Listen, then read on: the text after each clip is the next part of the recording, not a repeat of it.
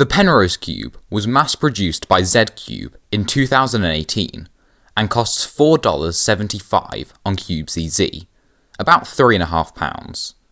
In this video, I will discuss my thoughts on this cube and whether you should get it.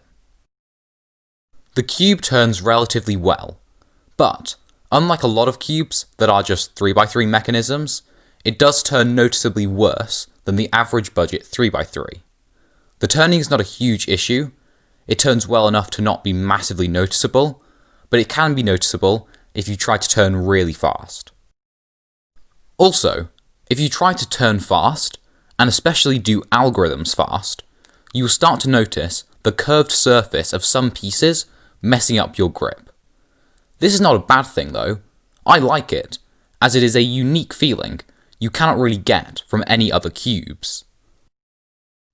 This cube does not take a very long time to solve, and it's quite easy to do so, as it is just a 3x3 solve.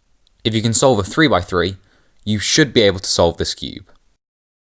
It differs from a 3x3 by only having 3 colours, and this means that some pieces can be either way round or in different places, and the cube can still be in the solve state.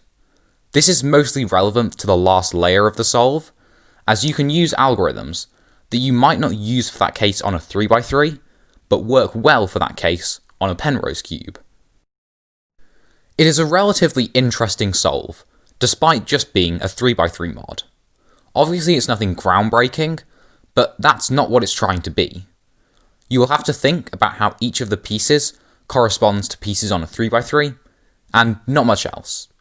You will almost certainly be able to solve this cube without any tutorial if you are able to solve a 3x3.